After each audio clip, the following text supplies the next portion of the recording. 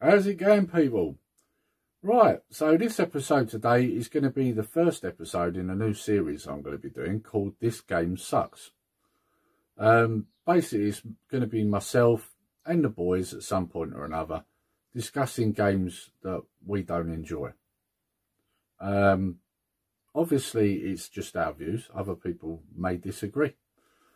But, you know, these are games that we don't enjoy. And at the end of the day, nobody's right, nobody's wrong on these things. Everybody has their own view, don't they? So I'm going to be going through with the boys, talking about some of the games we don't enjoy. A bit of history about it. Also, maybe a reason why it wasn't a good game, etc, etc. And while we do it, there's going to be some gameplay playing through, so you can have a look at the game for yourself.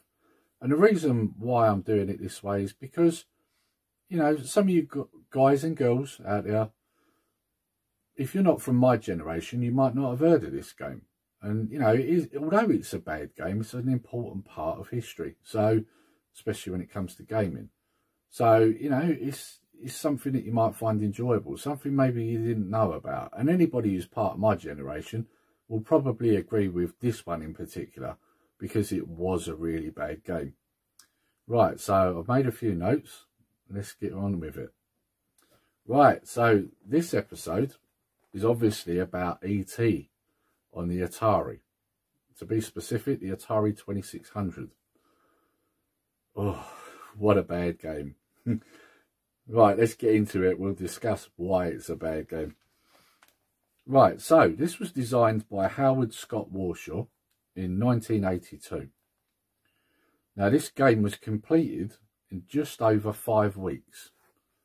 So alarm bells should be ringing here, guys, if you've never heard of this game, because let's be honest, just over 5 weeks, that's a very quick amount of time to get a game finished in. And I think it speaks volumes as to why this game was so bad. So basically, in the game E.T., your objective is to guide E.T. through the various screens so he can collect 3 pieces of a telephone, so he can contact his people. Right, now, there's some important parts I want to raise on that. If you played this game back in the day, you had no idea that's what you were supposed to be doing, because it's not very clear. To be quite honest with you, what you're collecting doesn't even look like parts of a phone. So, yeah, it wasn't very explanatory. You wasn't really sure what you was meant to be doing in this game, and that's part of the problem.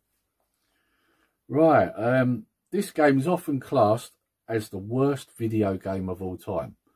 I think when I did my top 10 worst video games, I'm pretty sure E.T. scored #1 on that. So in my opinion, I would agree with that. It is a terrible game. It is really bad. It should never have been released. However, it's an important part of history, and we'll touch on that. Right, this game was blamed as a major contributor for the video game crash of 1983. Now, something I want to just add there. That video crash was only in the US. It wasn't here. So, for some reason, when something happens in the US, it quite often gets brought up like it happened worldwide, and it didn't. It happened there, yes, but it didn't happen here. But yeah, it's been contributed with being one of the major factors that caused that in the US. And I'll just explain a little bit about that. The main reason why it's been contributed to that was because this was a phase Atari started going through where they was pretty much just releasing anything, just so they had something to sell. And so people were getting to a point where it was like, why am I paying all this money for this rubbish? You know, and E.T. was like one of the final nails in the coffin, you know. People bought it and then realised how terrible it was. And as a result, then what happened was that a lot of stores that were selling it just got stuck with it on the shelves. Word got round really quick. And then we are talking about a time before the internet. So, you know, word of mouth obviously got round really quick. And as a result, these games didn't sell. And this is where the problems were starting, you know. So, this gets to my next point.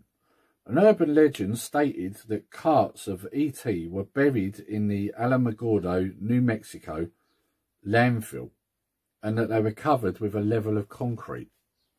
So yeah, there was an urban legend that floated around that basically because they couldn't sell these games, they basically dumped them all in the ground in a landfill and then covered it in concrete. And this is all covered in a documentary. During the Atari Game Over documentary, James Heller, the former Atari manager, was at the excavation and admitted to the press that 728,000 carts of various games were buried.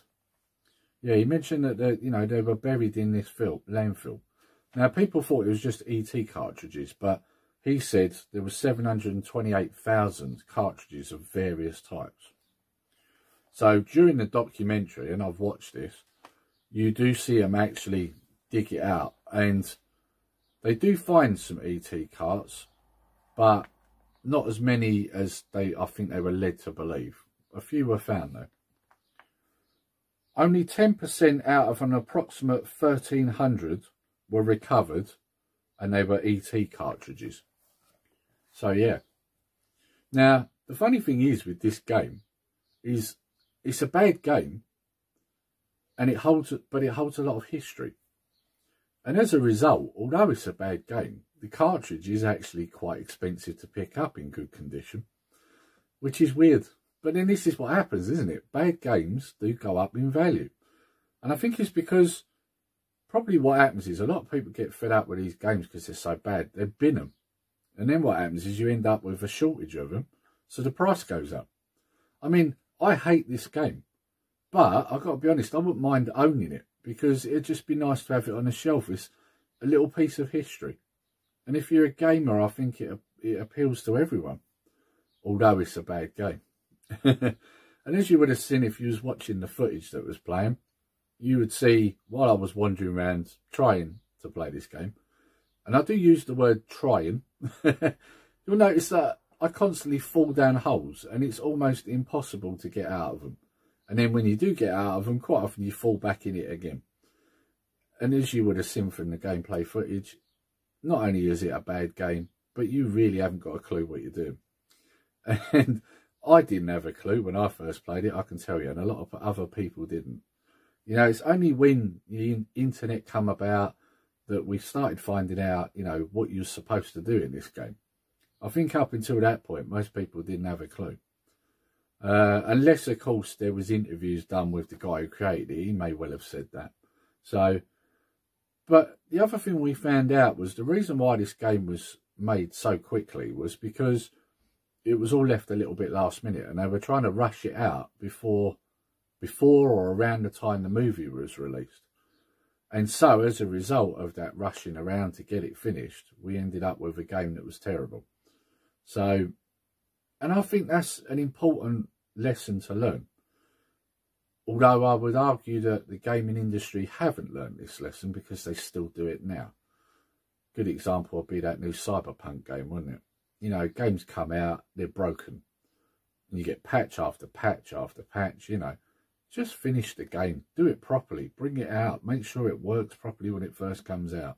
You know, make sure it's a good game.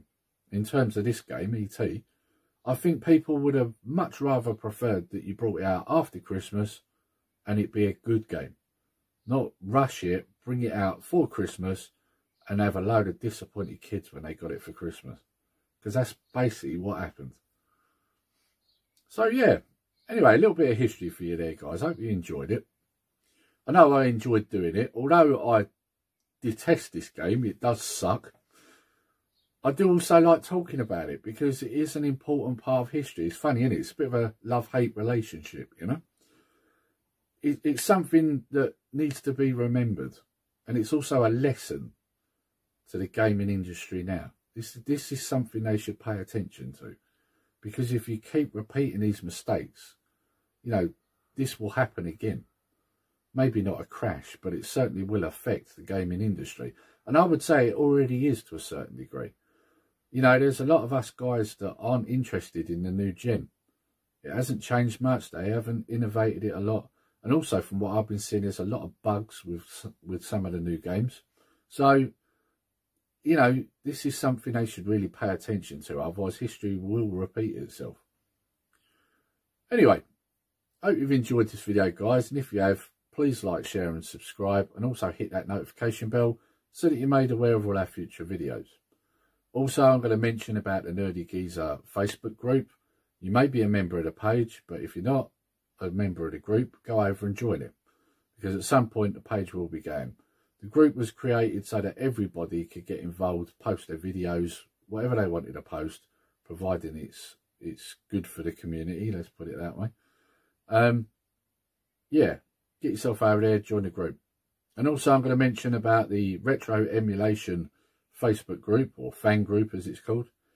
If you're not a member of that and you're into the emulation, get over there, join that group as well. It's a good place to be, and it's growing very quickly. And you can find out all sorts of information over there, what devices are best to get, what tech there is, you know, all that sort of stuff. You can find that out there. Right, all there is left to say is take care, stay safe, Nerdy Geezer out.